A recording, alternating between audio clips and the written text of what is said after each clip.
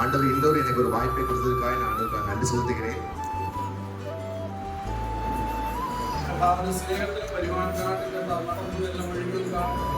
परमेश्वर का प्रेम के लिए चलाते हर एक रास्ता के लिए मैं परमेश्वर को धन्यवाद. ஆண்டவர் ஆண்டவருடைய வழிநடத்துதல், ஆண்டவருடைய அன்பான வழிநடத்தலுக்காக எல்லாவற்றுக்காக நான் நன்றி செலுத்துகிறேன். हरेको परमेश्वर अगुवाई देके हमको आगे बढ़ाता है.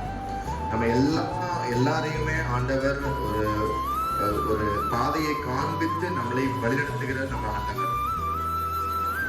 हमारा हर एक जरूरतों को जानने वाला एक परमेश्वर को நம்மளுடைய எல்லா தேவைகளையும் ஆண்டவருக்கு தெரியும். நம்ம அவரை தான் ஆராதிக்கிறோம். நமக்கு हमको जो कुछ चाहिए सब कुछ परमेश्वर हमारा जीवन यीशु मसीह ने क्रूस पर आखिर में बोला सब कुछ पूरा हो गया. ஆண்டவர் இயேசு கிறிஸ்து நம்ம சிலுவையில் அறையும் பொழுது கடைசி என்ன சொன்னாங்க, எல்லாமே முடிந்து விட்டது. इसका मतलब है पिता आपने किस काम के लिए मुझे पृथ्वी में भेजा है वो सारे में पूरा किया. அதுக்கு அர்த்தம் என்னன்னா, ஆண்டவர் என்னை இயேசு கிறிஸ்து, அதாவது இயேசு கிறிஸ்து என்ன சொல்றாரு, ஆண்டவர் என்னை அனுப்பிவிட்டது நோக்கம் அதை நான் முடித்து விட்டு இதோ சிலுவை கடைசி நேரத்தில் நான் இருந்து கொண்டிருக்கிறேன். इसके लिए यूहन्ना 17 पढ़ते समय वहां लिखा है, पिता ने यीशु मसीह ने पिता से प्रार्थना करता है, जो महिमा मुझे दिया मैं उनको दिया. யோவான் 17 பாத்தீங்கன்னா, நீங்க எனக்கு என்ன மகிமை கொடுத்திருக்கிறீங்களோ அதே மகிமையை நான் மக்களிடத்துக்கு கொடுத்திருக்கிறேன். हमारा पार्ट बाकी. இப்போ நம்மளுடைய பகுதி बाकी. परमेश्वर जो कुछ हमारे लिए चाहिए सब कुछ हमारे लिए रखा. जो என்னெல்லாம் தேவை இருக்கிறதோ எல்லாவற்றையும் கடவுள் நமக்கு வைத்திருக்கிறார். கடவுள் நமக்காக வைத்திருக்கிறார். हमारा रेस्पॉन्सिबिलिटी है हर एक चीज को हमारा जीवन में अनुभव करना पाना. நம்மளுடைய ரெஸ்பான்சிபிலிட்டி, நம்மளுடைய கடமை என்னன்னா எல்லாவற்றையும் ஆண்டவரிடமிருந்து அடைந்து கொள்ள வேண்டும். परमेश्वर का वचन में पूरा हमारे लिए बहुत बड़ा वायदा है, प्रतिज्ञा आज्ञा और दिया है हमारे लिए. ஆண்டவர் நமக்காக ஒரு பெரிய ஒரு அதிகாரத்தை நமக்கு கொடுத்து हमारे लिए जो कुछ लिखा है हम प्रार्थना करना, परमेश्वर मेरे बारे में मेरे लिए जो कुछ लिखा है सारे मेरा जीवन में अनुभव करना. நம்மை பற்றி நமக்கு என்ன எழுதியிருக்கிறாரோ அதை எல்லாம் நம்ம அனுபவிக்கிறதுக்காக ஆண்டவருக்காக நம்ம ஜெபிக்க வேண்டும். ஒவ்வொரு நாளும் ஜெபம் பண்ணிக்கிட்டு நமக்காக என்ன ஆண்டவர் வைத்திருக்கிறாரோ அதை நம்ம அனுபவிக்க வேண்டும். समय पर बड़ा हुआ है वचन और एक बार हम उसको मनन करेगा. 2 Corinthians 7:1. 2 கொரிந்தியர் 7 அதிகாரம் 1 வசனம். 2 கொரிந்தியர் 7 அதிகாரம் 1 வசனம்.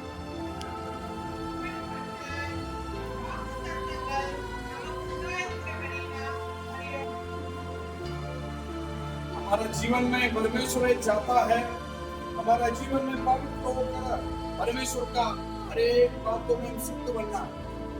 ஆண்டவர் நம்மளோட எதிர்பார்க்கிறது ஒரே விஷயம் என்னன்னா, முக்கியமான விஷயம் என்னன்னா, நம்ம பரிசுத்தம் ஆக்கிக்கொண்டே இருக்க வேண்டும். चलो बड़ा है ये प्यारो, ये प्रतिज्ञा में मिली है परमेश्वर की ओर से हमको प्रतिज्ञा मिला.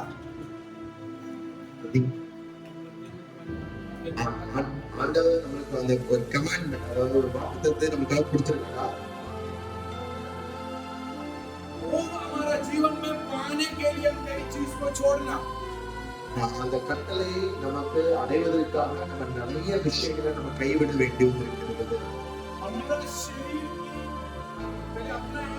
शरीर और आत्मा की सभी मंदाओं से हमें उसको शुद्ध करना है. நம்மளுடைய மண், நம்மளுடைய சரீரம் எல்லாவற்றையும் அடைவதற்கு நம்ம முதல்ல அதை சுத்தப்படுத்த வேண்டும். परमेश्वर का इच्छा का विरुद्ध हमारा जीवन में नहीं, परमेश्वर का वचन का विरुद्ध हमारा जीवन में जो कुछ बात आता है उसको हम उसमें से जय पाके अपने आप को पवित्र करना. நம்ம ஆண்டவருக்கு परमेश्वर का वचन सिखाता है क्योंकि हमारा जीवन में पार अनुभव करना है, तो कुछ फायदा नहीं. நம்ம என்னைக்குமே நம்ம வாழ்க்கையில அனுபவிக்காம அந்த வசனம் செயல்படாது. हम सारा मैसेज जहाँ जहाँ मैसेज देता है वहाँ परमेश्वर का वचन हम कैसा जीवन बिताना, हमारा परिवार जीवन में भी, व्यक्तिगत जीवन में, हर जगह में कैसा रहना है, कैसा जीना है, परमेश्वर के वचन में क्या लिखा है उसके बारे में बोलता है।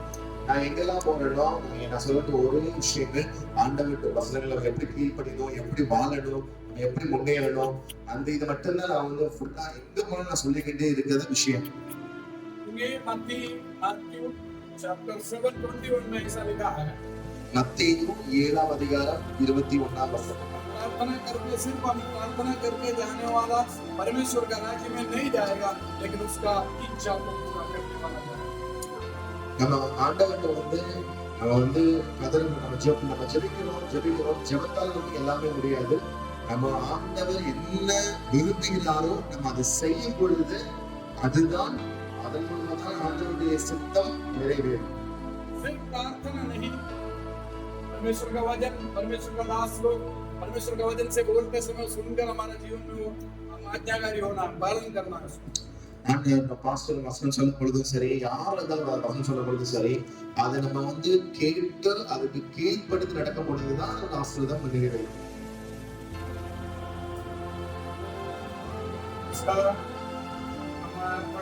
सेकंड 7 का 1 का लिखा इतना बड़ा वायदा प्रतिज्ञा है, वायदा हमारा को दिया। 2 கொரிந்தியர் படிச்சோம், அவ்வளவு பெரிய கட்டளையை அந்த ஆண்டவர் நமக்கு எல்லாத்தையும் கொடுத்திருக்கிறார். प्रतिज्ञा क्या है? 16 अध्याय का उसका लास्ट में लिखा है। 2 கொரிந்தியர் 6ஆம் அதிகாரத்துல கடைசி படிங்க. அதுல என்ன சொல்ற கட்டளை என்ற முடிவு இருக்குது. தேவனுடைய ஆலயத்திற்கும் விக்கிரகங்களுக்கும் சம்பந்தமே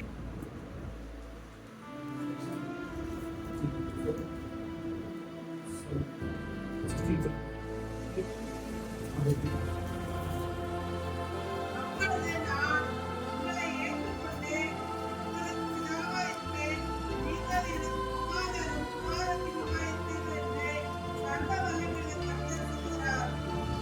यही वायदा हमको दिया है। हम एक तो पहले लिखा पिता का भवन, आलय, मंदिर। இந்த கட்டளை பாத்தீங்கன்னா நம்ம வந்து ஆண்டவருடைய ஆலயம், நம்ம எல்லாரும். दूसरा बात है वो हमारा पिता है, हम उसके संतान, बच्चे। அவர் ஆண்டவர் அவருடைய நம்முடைய பிதா, நம்ம வந்து எல்லாமே அவங்களுடைய குழந்தைகள். मैं पहले भी एक बार बोला था, अगर अमेरिकन प्रेसिडेंट का बेटा है बोलने से ऐसा बहुत गर्व होता है। நான் முதல்ல சொன்னேன், இந்த அமெரிக்கன் பிரசிடென்ட்னா ஒரு பிரசிடென்ட்னால ஒரு பெரிய பதவி, அது சொல்லும் பொழுது ஒரு பெரிய பெருமை கண்டிப்பா இருக்கும் நமக்கு. उससे बढ़कर सब कुछ बनाया हुआ, उसको भी बनाया हुआ, अमेरिकन प्रेसिडेंट को भी बनाया हुआ, सर्वशक्तिमान परमेश्वर का संतान हमको बनाया।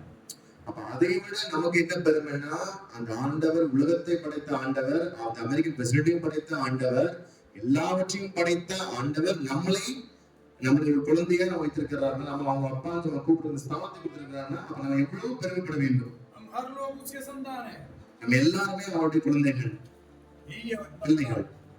प्रॉमिस वायदा परमेश्वर को दिया, அந்த ஒரு கட்டளை நமக்கு ஆண்டவர் எல்லாவற்றுக்கும் கொடுத்திருக்கிறார். इसके लिए वहां बड़ा है, संसार के अनुसार नहीं, हम उसमें से अलग होके अलग रहना है, प्रत्येक जन होके रहना है। दुनिया में लोग जीवन बिताते ऐसे हमको नहीं जाना। நம்ம இதனாலதான் நம்ம உலகத்துல பாத்தீங்கன்னா, நம்ம உலகத்துல உள்ள அந்த வாழ்க்கையை விட்டு தெளிவாய் ஆண்டவர் என்ன சித்தம் வைத்திருக்கிறோம் அந்த வாழ்க்கையை வாழ நம்ம முற்பட வேண்டும். अशुद्ध बातों को कुछ छूना मतलब करना नहीं है, गलत बात करना नहीं। அசுத்தமான காரியங்களை நம்ம பண்ணக்கூடாதுன்னா நம்ம பண்ணக்கூடாது. हम विश्वास के साथ हम समर्पण करके उनके हाथों में देगा तो हमारा सारे स्वभाव को बदलने के लिए सर्वशक्तिमान। நம்ம விசுவாசத்தோடு முழு மனதோடு நம்மளை ஆண்டவருக்கு கொடுக்கும் பொழுது நமக்குள்ள காரியங்களை எதெல்லாம் முடியாதுன்னு நினைக்கிறோமோ அதெல்லாம் முடியும்னு சொல்லி ஆண்டவர் தலைகளை மாற்றி போடுவார். कभी सोचना नहीं है मेरा जीवन में नहीं होगा, நம்ம எப்போதுமே யோசிக்க கூடாது என்னோட வாழ்க்கையில நடக்கவே நடக்காது. अब विश्वास करना है, सच्चा वचन में लिखा है तो मेरा जीवन में ऐसा ही होगा। நம்ம முழுவதுமாய் விசுவாசிக்க வேண்டும். என்னுடைய தேவன் செய்யக்கூடியவர், விசுவாசித்தால் தேவனால் கூடாத காரியம் ஒன்றுமில்லை. तो पता है यूहन्ना 2 अध्याय में काना का शादी के बारे में लिखा है। அந்த யோவானா பாத்தீங்கன்னா அந்த ஒரு கல்யாண விருந்து, அதை பத்தி நம்ம எல்லாத்துக்குமே தெரியும், அந்த கல்யாண விருந்தோட இது.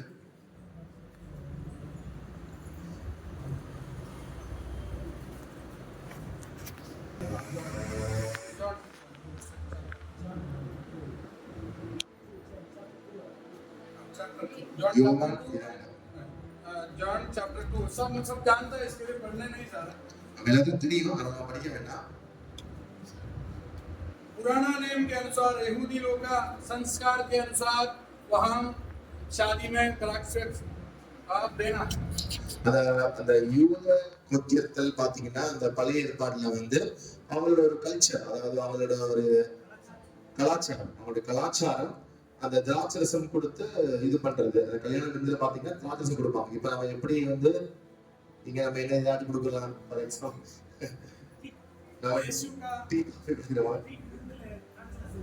அத மாதிரி அங்க இதுல திராட்சரசம் கொடுக்குறாங்க அந்த காலத்துல. ये शादी में यीशु और चेले लोग, शिष्य लोग और यीशु का मां मदर भी गए थे। அப்ப அங்க பாத்தீங்கன்னா இயேசு கிறிஸ்து, சீஷர்கள், அவங்களோட அம்மா எல்லாரும் அங்க போயிருந்தாங்க. वहां सबसे मुख्य बात है, सबसे पहले यही देता है सबको, ये द्राक्षरस देता है। எப்போதுமே முதல்ல பாத்தீங்கன்னா திராட்சரசத்தை தான் முதல்ல கொடுப்பாங்க. खत्म हो गया। அந்த திராட்சரசம் பாத்தீங்கன்னா முடிஞ்சிடுச்சு. यीशु का मां ने यीशु के पास आके बोला, ये द्राक्षरस खत्म हो गया। அப்ப இயேசு கிறிஸ்துவோட அம்மா வந்து சொன்னாங்களா, வந்து திராட்சரசம் முடிஞ்சு போச்சு, இப்ப என்ன பண்றது? थोड़ा टाइम के बाद यीशु मसीह ने हम लोग बुला के बोला है, बाहर 7 बड़े मिट्टी का बर्तन पड़ा है। கொஞ்ச நேரம் கழிச்சு இயேசு கிறிஸ்து வந்து சிஷ்யர்கிட்ட சொன்னாப்லையா, அங்க ஒரு ரூம்ல வந்து ஒரு பெரிய ஒரு ஆறு ஒரு குடம் மாதிரி, அதாவது ஒரு பானை மாதிரி சொல்லலாம். पुराना उस टाइम का यहूदी लोग के अनुसार कोई भी घर पे आए तो सबसे पहले उसका पैर हाथ धो के घर के अंदर आना। அந்த பழைய காலத்துல பாத்தீங்கன்னா வீட்டுக்குள்ள வர்றதுக்கும் காலு கை எல்லாமே வந்து நீட் பண்ணிட்டு கை கழுவிட்டு தான் வரணும் ஆக்சுவலா. சோ அப்படிதான் வந்து வேண்டது வந்து சாப்பிடணும். इसके लिए घर के बाहर अंदर आने से पहले बाहर रखा है। அதனாலதான் அதை வந்து எங்க வச்சிருக்காங்கன்னா அதை வெளியில வச்சிருக்காங்க. ஏன்னா அது கை கழுவிட்டு வர்றதுனால அதனால அந்த 6 குடங்களையும் வெளியே வச்சிருக்காங்க. साधारण रीति से कोई उसमें इतना ध्यान नहीं देता, क्योंकि वो पूरा बाहर रखा है तो पूरा खराब, पूरा अच्छी सफाई सब नहीं है, अंदर पानी भर के रखा है पैर का और हाथ धोने के। அந்த 6 குடம் சொல்லுவோம், அது வந்து அவ்வளவு ஒரு பெரிய விஷயமெல்லாம் எடுத்துக்க மாட்டாங்க. ஏன்னா அது வெளியில இருக்குது. உள்ள வீட்டுக்கு இருந்துச்சுன்னா அது வந்து நம்ம பத்திரமா அதை வந்து பார்த்துக்கிட்டு கிளீன் பண்ணிட்டு அடிக்கடி இருப்போம். பட் அது எல்லாமே வெளியில இருக்கிறதுனால அது வந்து ஒரு பெருசா இல்ல, ஒரு பெரிய விஷயம் இல்ல. அதை பார்த்து सारे लोग सामने शादी में आ गया तो क्या है, खाना कैसा था, ये कैसा था, कैसा सर्व किया, सब कुछ उसके अंदर वो ध्यान देता है। எல்லாருமே கல்யாண வீட்டுல வந்து பாத்தீங்கன்னா கல்யாணம் போட்ட மாப்பிள்ளையோட எல்லாருமே சாப்பாடு எப்படி இருக்குது, சோ அந்த மாதிரி விஷயங்களும் நல்லா தியானம் பண்ணுவாங்க. அதாவது தியானம்னா நல்லா எவ்வளவு அருமையா இருக்குது, எப்படி இருக்குது இல்லையா, அந்த அந்த மாதிரி விஷயங்கள் நல்லா சர்ச்சைகள். यीशु ने बोला बाहर पड़ा है वो मिट्टी का बर्तन लेके आओ, उसके अंदर पानी भरो। அப்ப இயேசு கிறிஸ்து என்ன சொல்றாருன்னா, அந்த வெளியே இருக்கிற அந்த இதை வந்து உள்ள எடுத்துட்டு வந்து திருப்பி அதை ஃபில் பண்ணுங்க, தண்ணி வந்து. कोई उसमें इतना ध्यान नहीं देता, बाहर पड़ा है। யாருமே அதை வந்து கண்டெடுக்க மாட்டாங்க ஆக்சுவலா வெளில இருக்கிறத. சோ அதையும் வந்து இயேசு சொல்றாரு, நீங்க உள்ள எடுத்துட்டு வாங்க. यीशु मसीह का वर्ड के ऊपर पानी भरने के लिए बोला है। उनका वो लोग जाके उसके अंदर सारे में पानी भर दिया। அப்ப இயேசு கிறிஸ்து சொன்ன வார்த்தையை எல்லாரும் விசுவாசித்து அவங்க எல்லாம் அந்த குடத்துல என்ன பண்ணாங்கன்னா பானியை அந்த தண்ணியை வந்து முழுவதுமாய் நிரப்பினாங்க. अभी जाके ये लेके सबको दे दो। அதுக்கப்புறம் இயேசு சொன்னாரு, நீங்க இதை வந்து நிரப்பின தண்ணியை எடுத்துட்டு போய் எல்லாத்தையும் கொடுங்க. हमको पता है पानी को कोई रुचि नहीं है, टेस्ट नहीं है, पानी को कोई टेस्ट नहीं है, रुचि नहीं। தண்ணி வந்து தண்ணி வந்து அவ்வளவு டேஸ்ட் இருக்காது, कलर नहीं है, கலர் இல்ல, स्मेल नहीं है, ஒரு ஸ்மெல்லும் இல்ல. यीशु मसीह के वर्ड के ऊपर पूरा पानी बदल गया। இயேசு மசீஹ் அதாவது ஆண்டவருடைய ஒரே ஒரு வார்த்தையினால அந்த தண்ணி அப்படியாய் மாறிவிட்டது. वाइन को थोड़ा रेडिश कलर हो जाता है, रेडिश कलर हो जाता है और स्मेल भी आता है द्राक्षी का। எப்படி அந்த திராட்சை இருக்குமோ அந்த ஸ்மெல், அந்த கலர் எல்லாமே ஒரு பெரிய ஒரு மாற்றம் ஏற்பட்டது அங்க. நல்ல டேஸ்ட் ஆயிட்டு மாறி. அதே அதாவது முதல்ல விட இன்னும் அதிகமா நல்ல ஒரு டேஸ்டை அது கொடுத்தது. जो आया 10 लोगों को पी के देखने को घर वालों को बुला के पूछा इतना अच्छा चीज तो अभी तक छुपा के कहाँ रखे थे. அப்ப யாரெல்லாம் வந்து கல்யாணத்துல முதல்ல வந்திருந்தாங்களோ அவங்க எல்லாம் எல்லாரும் கூப்பிட்டு இவ்வளவு ஒரு நல்ல ஒரு திராட்சை இதை நீங்க எங்க வச்சிருந்தீங்க, முதல்ல ஏன் கொடுக்கல அப்படின்னு சொல்லிட்டு ஒரு இதா கேட்டாங்க. ஆச்சரியக்குரியாய் आने से हालेलुया दूसरे लोग को टेस्ट बनाने वाला, दूसरे लोग को स्वाद देने वाला परमेश्वर उनको ऐसा बदल देता है. ஆண்டவர் நம்ம வாழ்க்கையில பாத்தீங்கன்னா எப்படி அந்த அந்த திராட்சை டேஸ்டா இருந்துச்சோ அதே போல் நம்மையும் நம்ம மற்றவங்க மத்தியில அவ்வளவு பெரிய ஆசீர்வாதமா வைக்கிறதற்கு ஆண்டவர் விரும்புகிறார். ஆண்டவர் அப்படியே நடத்துகிறார். तो एक ही काम करना है, उसने हमारे लिए जो करने के लिए बोला करने के लिए हम तैयार हैं. ஆண்டவர் நம்ம ஒரே ஒரு காரியம் என்ன செய்யணும்னா இயேசு கிறிஸ்து வசனத்திற்காக அவங்க வந்து வெயிட் பண்ணிட்டு இருந்தாங்க. நம்மளும் வெயிட் பண்ணி இயேசு என்ன சொல்லுகிறாரோ அதை நான் அப்படியாய் செய்யும் பொழுது தேவன் அந்த தண்ணி எப்படி மாற்றினாரோ அதே போல் நம்ம வாழ்க்கையையும் ஆண்டவர் மாற்றுவார். हमारा जीवन को पूरा बदलने के लिए सर्वशक्तिमान परमेश्वर, ஆண்டவர் நம்முடைய வாழ்க்கையை மாற்றுவதற்கு அவ்வளவு பெரிய சகல வல்லவர் அவர். कोई परिवार में झगड़ा करके आया, पता नहीं मैं बैठे थे परमेश्वर का नाम मुझे बातें कर रहा था. சில பேருக்கு பாத்தீங்கன்னா முதல்ல குடும்பத்துல சண்டைகள் போட்டு வந்திருக்கிற மாதிரி நான் ஃபீல் பண்றேங்க. हाथ उठाने के लिए मैं नहीं बोल रहा, लेकिन झगड़ा हो गया. நான் கை வந்து தூக்குறதுக்கு யாரும் சொல்லல, ஆனா சண்டை போட்டு வந்திருக்கீங்கன்னு இதை நான் ஃபீல் பண்றேன் என்னோட இது குடும்பத்துல. हमारा जीवन में जो छोड़ना है कुछ छोड़ना चीज को छोड़ना. நம்ம வாழ்க்கையில பாத்தீங்கன்னா விடுறத நம்ம விட்டுதான் ஆகணும்.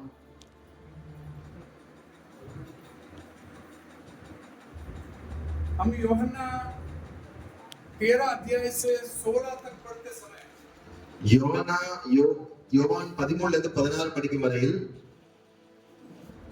यीशु मसीह चेलों को कई बातों को सिखाता है. இயேசு கிறிஸ்து பாத்தீங்கன்னா நிறைய நம்ம சீஷர்களை பத்தி நிறைய காரியங்களை அவர் கற்றுக் கொடுக்கிறார்.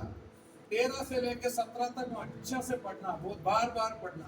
யோவான் 13ஆம் அதிகாரத்துல இருந்து 17 வரை திருப்பி நீங்க படிங்க. 17 अध्याय यीशु मसीह पिता से प्रार्थना करता है. 17ஆம் அதிகாரத்துல பாத்தீங்கன்னா இயேசு கிறிஸ்து பிதாவோட ஜெபிப்பார். 13 अध्याय चालू करते थे वहां सबसे पहले यीशु मसीह को बताए रुमाल लेके बांध के आले चेले लोग को हाथ पैर धोने लगा. அந்த யோவான் 13ஆம் வசனத்தை நீங்க பாத்தீங்கன்னா ஸ்டார்டிங்ல இயேசு கிறிஸ்து சீஷர்களை காலை கழுவுவார். सबसे पहले हमारा जीवन होना. நம்ம வாழ்க்கையில முதல்ல நமக்கு தேவையுள்ள விஷயம் என்னன்னா நம்ம வந்து முழுவதுமாய் தாழ்மையா இருக்க வேண்டும். हर बातों में எல்லா இடத்துலயும் பாத்தீங்கன்னா எல்லா விஷயத்திலும் தாழ்மையா இருக்கணும்.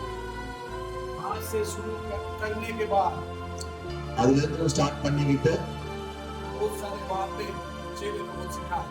அப்படி நீங்க யோவான் 13 பாத்தீங்கன்னா அதுல இருந்து நிறைய விஷயங்களை வந்து அந்த சீஷர்களுக்கு இயேசு கிறிஸ்து கற்றுக் கொடுத்துட்டு இருக்கிறார். सारे लोगों को मेरा चेला बनाओ बोला. मत्ती 28 के आगे लो भाई को सारे लोगों को मेरा चेला बनाओ. அப்ப இயேசு கிறிஸ்து என்ன சொன்னாருன்னா என்னெல்லாம் யாரெல்லாம் பின்பற்றுகிறீர்களோ ஒவ்வொருத்தரும் நீங்க சீஷர்களாய் மாற்றுங்கள். अच्छा से पढ़ना, बहुत सारे बातें वहां. நீங்க நல்லா அதை உட்கார்ந்து படிங்க, நிறைய விஷயங்கள் அதுல எழுதப்பட்டிருக்கிறது.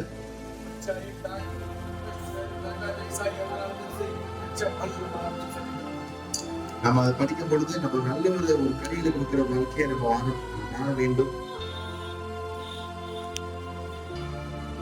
நம்ம இயேசு கிறிஸ்துவை விசுவாசித்து உள்ள வரும் பொழுது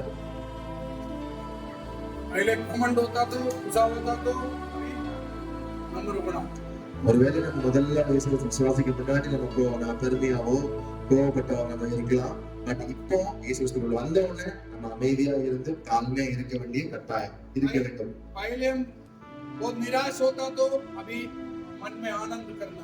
ஒருவேளை முதல்ல நீங்க துக்கமா இருந்திருக்கலாம், ஆனா இப்போ இனிமே சந்தோஷமா இருக்கணும்.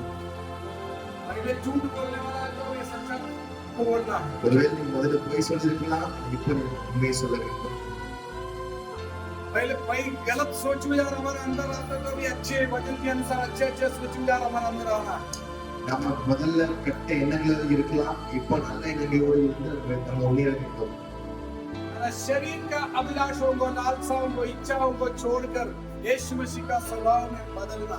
சரீரத்தை மாம்சத்தின் இச்சைகளிலிருந்து வெளியே வந்து நம்ம இயேசு கிறிஸ்து என்ன சொல்கிறாரோ அதன்படி நம்ம மாற வேண்டும். इसके लिए हम सेकंड वर्ड भी पढ़ा 7:1 में, हमारा शरीर का और आत्मा का सारे मंडलों को हटाकर आने परमेश्वर में अपना पवित्रता में शुद्ध बनना। இதனால 2 கொரிந்தியர் 7:1 நம்ம என்ன படிச்சோம்னா, இதையெல்லாம் விட்டு ஆண்டவரை முழுவதுமாய் தொழுது கொண்டு பரிசுத்தத்திலே நாம் இன்னும் அதிகமாய் முன்னேற வேண்டும். நம்மளை பார்க்கிறவர்கள் இயேசு கிறிஸ்துவை பார்க்க வேண்டும். पहले वो हमारा स्वभाव, हमारा चाल चलन, हमारा जीवन सब को देख के दूसरा लोग भी आना है सच्चा परमेश्वर का भवन। நம்முடைய வாழ்க்கையை பார்த்து நம்முடைய நடைகளை பார்த்து மற்றவர்கள் எல்லாம் நம்மை பார்த்து இயேசு கிறிஸ்துவை நோக்கி வர வேண்டும். இந்த ஒரு வருஷம் படிக்கலாம். ரோமர் 12ஆம் அதிகாரம் 1ஆவது வசனம் 2ஆம் வசனம். அப்படி இருக்க தக்கதாக உங்கள் மனம் உண்டாகிறவர்களாகவே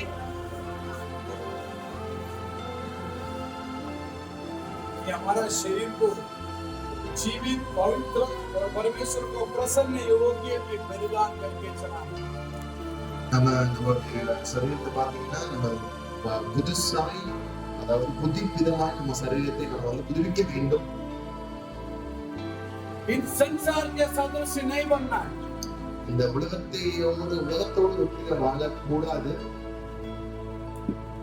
हमारा जीवन में हमारा बुद्धि को नया करके हमारा चाल चलन को बदलता है। நம்மளுடைய வாழ்க்கையில நம்ம நடக்கிற ஒவ்வொரு விஷயங்களையும் மாற்றிக்கொண்டே இருக்க வேண்டும். हमारे जीवन में நம்ம வாழ்க்கையில நம்ம இந்த மாதிரி விஷயத்துக்கு போது ஒவ்வொரு நாட்களும் முன்னேறி கொண்டே இருக்க வேண்டும். परमेश्वर का भलाई, प्रसन्न और परफेक्ट सिद्ध अनुभव से हम लोग करते हैं। ஆண்டவருடைய முக்கியமானது பாத்தீங்கன்னா நம்ம அதாவது பெர்ஃபெக்ட் சொல்லுவோம், நம்ம அந்த பெர்ஃபெக்ட்டை நோக்கி நம்ம ஓட வேண்டும். दाऊद ने पर प्रार्थना किया है।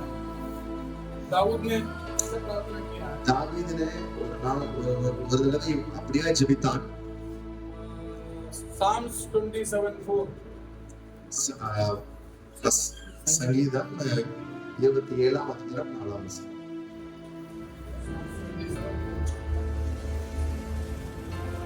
கர்த்தரிடத்தில் சொல்லை நான் கேட்டேன், அதையே நாடுவேன். நான் கர்த்தருடைய மகிமையை பார்க்கும்படியாகவும், அவருடைய ஆலயத்தில் ஆராய்ச்சி செய்யும்படியாகவும், நான் என் ஜீவனுள்ள நாளெல்லாம் கர்த்தருடைய ஆலயத்தில் தங்கியிருப்பதையே நாடுவேன். ऐसे प्रार्थना करना है। நாம இப்படியாய் ஜெபிக்க வேண்டும். दाऊद कहता मैं परमेश्वर से एक वर मांगा है, ஆண்டவர்கிட்ட தாவீது ஒன்று வாங்கினான். वही मैं चाहता हूँ। எனக்கு அதுதான் வேண்டும். मेरा परमेश्वर का मनोहरता को, सुंदरता को देखना। என்னோட ஆண்டவருடைய அழகுவை, என் ஆண்டவருடைய முழுவதுமாய் நான் ஆராய்ச்சி செய்ய வேண்டும். और उनका भवन में रहना। அவரோடு கூட எப்பொழுது இருக்க வேண்டும். उनको उनका भवन में रहना, आराधना करना, कान्यागारी करना। அவருடைய தாவீது அந்த வார்த்தையை பார்த்தீங்கன்னா அவர்களுக்கு இருந்து இன்னும் அதிகமாக இந்த வாழ்க்கையில முன்னேற வேண்டும். परमेश्वर का मनोहरता को, सुंदरता को देखकर हालेलुया उनको आराधना करके हर समय उनका भवन में रहना। ஆண்டவருடைய முழுவதுமாய் தொழுது கொண்டும் எப்பொழுதும் பாத்தீங்கன்னா ஒவ்வொரு நேரத்திலும் ஆண்டவரோடு கூட இருக்கணும்னு சொல்லி அந்த தாவீதுக்கு அந்த எண்ணம் அவனுக்கு எப்பொழுதும் அவனுக்கு இருந்துச்சு. हमारा इच्छा यही है, நம்மளுடைய வாஞ்சையும் இதே போல் இருக்க வேண்டும். उसके संग उसके साथ हमको चलना। ஆண்டவரோடு கூட நம்ம செல்ல வேண்டும்.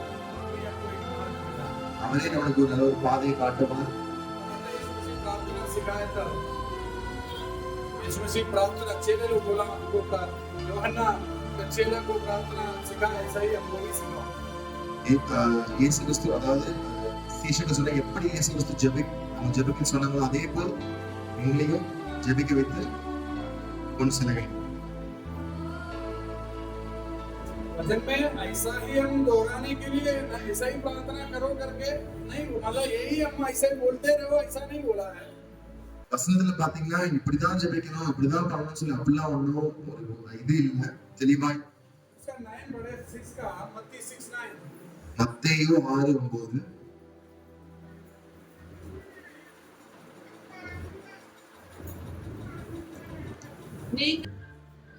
हमको पता है वो पार्ट पार्ट में लिखा. நமக்கு தெரியும் அது பகுதி பகுதியா எழுதப்பட்டிருக்கிறது. सबसे पहले हमारा परमेश्वर का महिमा करना है. முதல்ல பாத்தீங்கன்னா நம்ம ஆண்டவரை மகிமைப்படுத்த வேண்டும். हमारा नाम का महिमा हो जाए, हमारा राज्य आए, हमारा इच्छा स्वर्ग की जैसा पृथ्वी में हो जाए. ஆண்டவருடைய ராஜ்யம், அந்த ஜெபத்துல பாத்தீங்கன்னா ஆண்டவருடைய ராஜ்யம் இங்க வருவதாக அப்படின்னு சொல்லி எழுதப்பட்டிருக்கோம். அது முதல்ல நீங்க படிச்சு பாத்தீங்கன்னா उसके बाद में हमारा जो जरूरत है उसको बोलना. அதுக்கு அப்புறம் பாத்தீங்கன்னா நமக்கு என்னெல்லாம் தேவைகளோ நம்ம அதை வந்து ஆண்டவர்கிட்ட சொல்லணும். हमको जो जरूरत है सब जरूरतें दे दे परमेश्वर, हमको क्षमा कर कई बातें लिखा. அதுக்கப்புறம் பாத்தீங்கன்னா தேவைகளும் சரி, பாவ மன்னிப்பும் சரி, ஒவ்வொரு விஷயம் அதுக்கப்புறம் எழுதப்பட்டிருக்குது. ये प्रार्थना सिखाने का मतलब है हमारा जीवन का हर बातों में सबसे पहले परमेश्वर का महिमा करना. இந்த பிரார்த்தனையோட ஆண்டவர் ஏன் கற்றுக் கொடுக்கிறாருன்னா நம்ம ஒவ்வொரு விஷயத்திலையும் தேவனுக்கு மகிமைப்படுத்த வேண்டும், அதை முக்கியத்துவம் இங்க கொடுக்கிறாரு. हमारा जीवन में प्रथम स्थान हमारा सर्वशक्तिमान परमेश्वर का होना. நம்மளுடைய வாழ்க்கையில முதல் பிரையாரிட்டினா அது யாருன்னா நம்மளுடைய ஆண்டவரா இருக்க வேண்டும். सबसे ज्यादा प्रेम हम उससे करना. மிகவும் அதிகமான அன்பு நம்மளுடைய இயேசு கிறிஸ்துவிடம் நாம் செலுத்த வேண்டும்.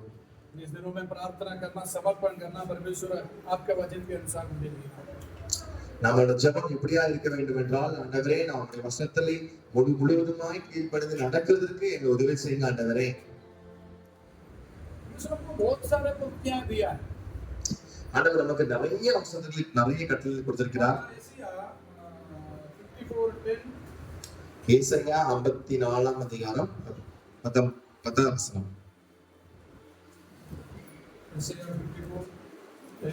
எந்த போய்விடும், எல்லாம் ஒன்றுமே இருக்காது, ஆனால் ஆண்டவருடைய கிருபை, ஆண்டவருடைய இரக்கம் எப்பொழுதும் நம்மை விட்டு விலகாது.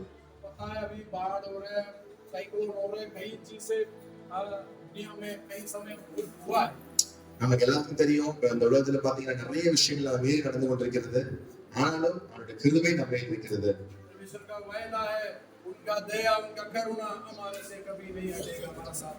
ஆண்டவருடைய கட்டளை, அவருடைய இரக்கம் நம்மளோட எப்பொழுதும் இருக்கும், எப்பொழுதும் நம்மை விட்டு ஒருவொழுதும் விலகி போகாது. நமக்காக ஆண்டவர் ஒரு சமாதானத்தோட அந்த இது கட்டளை அவர் கொடுத்திருக்கிறார். इसके लिए यीशु मसीह ने बोला, मैं मेरा शांति तुम्हें देता है, दुनिया देते जैसा नहीं, तुम्हारा मन चंचल ना हो, घबराहट ना हो. அத பாத்தீங்கன்னா இயேசு தெளிவா ஒரு இடத்துல சொல்லியிருக்கிறாரு, நான் கொடுக்கின்ற சமாதானம் இந்த உலகத்தால் கொடுக்கவே முடியாது, நான் அப்படிப்பட்ட சமாதானத்தை நான் மத்தியில கொடுக்கிறேன், அது யாரையாலையும் அசைக்க கூட முடியாது.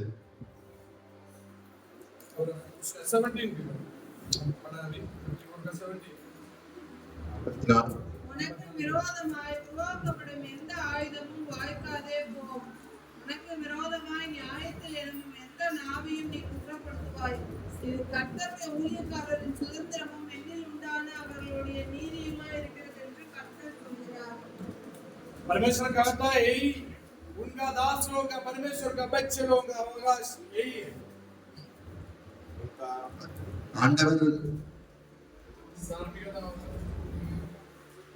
कोई भी हमारा विरुद्ध खड़ा रहे वो कुछ सफल नहीं होगा. நம்ம இயேசு கிறிஸ்துவை உண்மையா கீழ்ப்படிந்து அர்த்தம் எடுக்கும் பொழுது என்ன விஷயம் இருந்தாலும் சரி நம்மளை ஒருபொழுதும் அது அசைக்காது. விசுவாசத்தோடு நம்ம முழுவதுமாய் இயேசு கிறிஸ்துவுக்கு கொடுக்க வேண்டும். दाऊद प्रार्थना किया, परमेश्वर का मनोहृदय वो सुंदरता देखने के लिए प्रार्थना किया. दावीद ஜெபம் பண்ணா, ஆண்டவருடைய மகத்துவத்தை நான் பார்க்க வேண்டும், எப்பொழுதும் பார்த்து கொண்டே இருக்க வேண்டும். मूसा भी एक बार प्रार्थना किया, परमेश्वर मुझे आपको देखना. மோசேயும் அப்படியே ஜெபித்தார், ஆண்டவரே நான் உம்மை பார்க்க வேண்டுமே. परमेश्वर ने मूसा को बोला, ये शरीर से मैं रहकर तुम मुझे देख नहीं सकता, कोई जीवित नहीं है। ஆண்டவர் சொன்னாரு இந்த சரீரத்து மூலமா நீ என்னை பார்க்க முடியாது.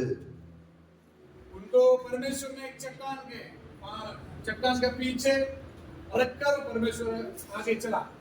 ஆண்டவர் அந்த மோசேயை பாத்தீங்கன்னா ஒரு பாறைக்குள்ள பக்கத்து பின்னாடி வைத்து அதுக்கப்புறம் ஆண்டவர் முன்பாய் நடந்து சென்றார்.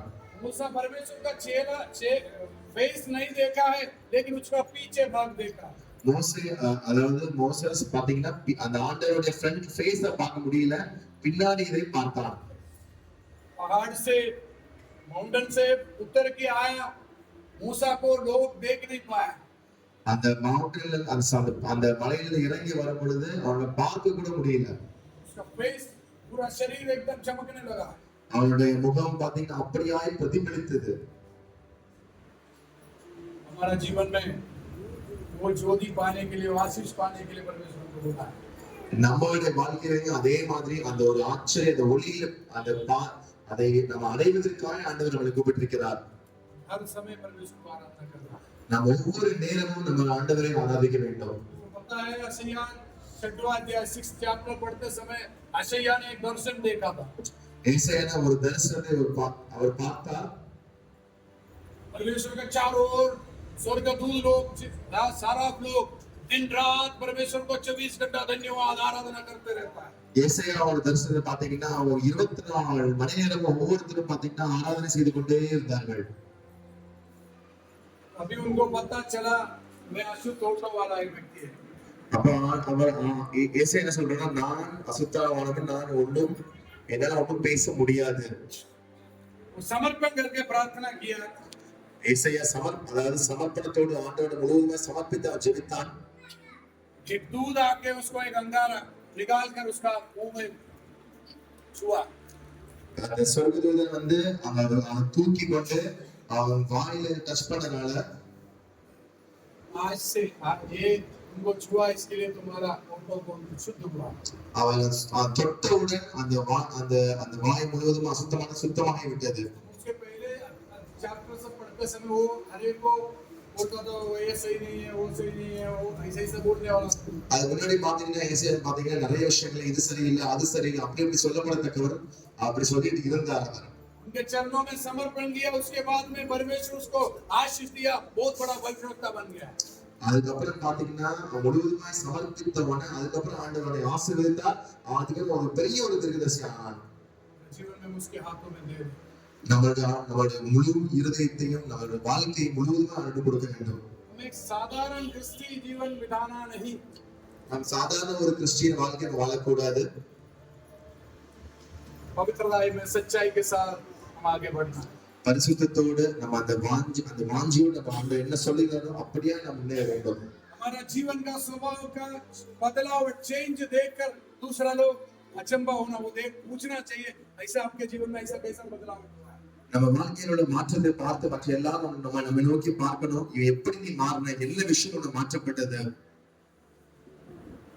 हम इच्छा करें उसके लिए समर्पण करें। நாம் முழுவதுமாய் அந்த வாஞ்சியோடு நம்ம முழுவதுமாக சமர்ப்பிப்போம். उसके हाथों में दे दें, ஆண்டவருடைய மனதில் ஆண்டவருடைய முழு அவருடைய वो हमको जय के साथ चलाने वाला है। நம்மை முழுவதுமாய் கொடுக்கும் பொழுது ஆண்டவர் பெரிய ஒரு வெற்றியோடு நம்மளை வழிநடத்துவார். इस संसार का एक ज्योति होकर हम लोग रहना। இந்த உலகத்துல நம்ம ஒரு ஜோதியா, நம்ம விளக்கில் ஒரு எரிகின்ற ஜோதியா நம்ம மத்தியில் இருக்க வேண்டும். ये कैसा ज्योति होगा? मैं एक बार पढ़ा था जॉन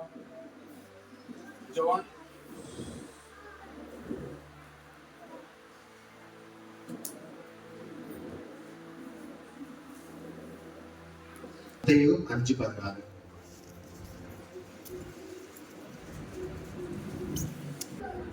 எப்படி நம்ம பிரகாசிக்க வேண்டும்? उसका 13 में लिखा है तुम पृथ्वी का नमक है और संसार का, कि हमारा भले कामों को, अच्छे कामों को देखकर स्वर्गीय पिता को महिमा करने के लिए उनके बीच में हम परमेश्वर का सच्चाई के अनुसार पवित्रता जीवन बिताना। அடுத்த வருஷத்துல பாத்தீங்கன்னா மனுஷ மத்தியில நமது நற்கிரியைகள் மற்றவர்கள் நம்ம நற்கிரிகளை பார்த்து பேசி தேவனை மகிமைப்படுத்த வேண்டும். हमारा भले कामों को देखकर स्वर्गीय पिता को दूसरा लोग महिमा करना। நம்மளுடைய பெரிய பெரிய காரியங்கள் நம்ம செய்கின்ற ஒவ்வொரு காரியங்களையும் மற்றவர்கள் பார்த்து தேவனை மகிமைப்படுத்த வேண்டும். सच्चाई के साथ जीवन बिताने से, अच्छा काम करने से हमारे अंदर प्रकाश बढ़ते जाता है. நம்ம உண்மையாய் வேலை செய்யும் பொழுது, உத்தமமாய் வேலை செய்யும் பொழுது நமக்குள்ள வெளிச்சம் இன்னும் அதிகமாய் பிரகாசித்துக் கொண்டே இருக்கும். समर्पण करना है, நாம் முழுவதும் சமர்ப்பிக்க வேண்டும், प्रार्थना करना है. ஜெபிக்க வேண்டும். हमारे व्यक्ति जीवन में, परिवार जीवन में हम काम करते हर जगह में परमेश्वर का नाम का महिमा कीजिए. நம்ம எங்கெல்லாம் போறோமோ, எங்கெல்லாம் இருக்கிறோமோ, எங்கெல்லாம் வேலை செய்யறோமோ, ஒவ்வொரு இடத்துலயும் தேவனுடைய நாமத்தை நாம் வெளிப்படுத்த வேண்டும். கொலோசியர் 3 अध्याय के अच्छा கொலோசியர் 3 முறை படியுங்கள். उसके अंदर कुछ बातें लिखा है अंदर से, क्योंकि कई बातों को मार डालना, खत्म करने के लिए, मार डालने के लिए. கொலோசியர் 3 பாத்தீங்கன்னா நிறைய விஷயங்கள் நம்ம கைவிட்டு விட வேண்டும், முழுவதுமாய் விட வேண்டும். कई बातों को छोड़ देना, நிறைய விஷயம் விட வேண்டும், முழுவதுமாய் விடணும். छोड़ देने के बाद में एक चीजों में अपना स्वभाव में जीवन में लाना. நிறைய விஷயம் விட்டுட்டு சில விஷயம் நம்ம உள்கொண்டு எடுக்க வேண்டும். ऐसा कपड़ा गंदा होगा तो पूरा कपड़ा बदल के नया पहनते, जैसा ही हमारा स्वभाव हमारा बदल कर आदरणीय यीशु मसीह का स्वभाव पाना. ஒரு இடத்துல பாத்தீங்கன்னா ஷர்ட் வந்து ஏதாவது அழுக்க இருந்துச்சுன்னா உடனே கலந்து கூட புது ஷர்ட் போடணும். அதே மாதிரி பழைய விஷயங்களை கலைந்து போட்டு புதிய விஷயங்களை நாம் அடைய வேண்டும். कई वचन बार बार मत्ती 5, 6, 7 हम अच्छे से पढ़ना है. 13 से लेके यूहन्ना 13 से लेकर 17 तक अच्छे से पढ़ना. और कोलोसियंस 3 भी अच्छा से மத்திய 5, 6, 7, 8 கொலோசியர் 4 திருப்பி பாத்தீங்க யோவானா, அதுல நிறைய விஷயங்கள் அதுல இருக்குது. हमारे जीवन को बदलाव ஆண்டவர் நம்ம வாழ்க்கையில ஒரு பெரிய ஒரு சேஞ்ச் கொடுக்கிறார். समर्पण करना है. முழுவதுமா சமர்ப்பித்து इसमें आपके हाथों में है. என்னை முழுவதுமாய் ஆண்டவரே உங்கள் கருத்தில் கொடுக்கிறோம். आपके वचन के अनुसार, इच्छा के अनुसार मुझे आगे बढ़ना. உங்களுடைய வசனத்தின்படி எங்களை முழுவதுமாய் நீங்கள் முன்னேறிக்கிறோம். पवित्र आत्मा से मुझे भर दे. பரிசுத்த ஆவியின் அபிஷேகத்தை நிரப்பி ஆண்டவரே. परिशुद्ध आत्मा को अच्छा सीधे मार्ग को चलाता. பரிசுத்த ஆவியின் நீங்கள் ஸ்ட்ரெயிட்டான பாதையை நேர் வழியில் நடத்துவார். इच्छा के साथ कदम आगे बढ़ाएगा तो हमको सच्चे मार्ग में நம்ம உண்மையில இச்சா, அதாவது உண்மையா நம்ம சமர்ப்பிக்கும் பொழுது அவர் நல்ல ஒரு வழியில் நம்ம எல்லாவற்றையும் கொண்டு செல்வார். इधर 60-70 साल जीना है, लेकिन युगान युग उनके संग हमेशा खुशी आनंद के साथ हम रहने का एक समय. இங்க 50-60 வருஷமோ, ஆனா அங்கே நமக்காக பெரிய வாழ்க்கை வைத்திருக்கிறார். हमारा जीवन அதில் நம்ம கஷ்டப்பட்டு கூடாது. का वायदा है, दुनिया जैसा भी हो, कुछ भी हो जाए, लेकिन वो हमारा साथ रहेगा. दुनिया कैसे भी आप देख सकते हैं, நம்ம எல்லாரும் எப்படி பார்க்கிறோம், என்ன என்னவோ நடக்குது, பட் ஆண்டவர் நம்மளை சரியா செல்வார். இல்லொட்டி அந்த உலகம் சென்று கொண்டிருக்கிறது. ऐसा रहने वाला जीवन बीच में एक ज्योति सोते रहना. நம்ம ஆண்டவர் கூப்பிட்டு இருக்கிறார், நம்ம உண்மையா மத்த மத்திய ஒரு நல்ல ஒரு ஒளியா இருக்க வேண்டும். प्रकाश ज्योति सोते प्रकाश होकर रहना. பிரகாசமாய் எரிந்து கொண்ட ஒளியா இருக்க வேண்டும். उसके लिए हम इच्छा करें. அதுக்காக நாம் பிரயாசப்பட வேண்டும். நம்ம ஆண்டவர் எல்லாவற்றையும் ஆசீர்வதிப்பார்.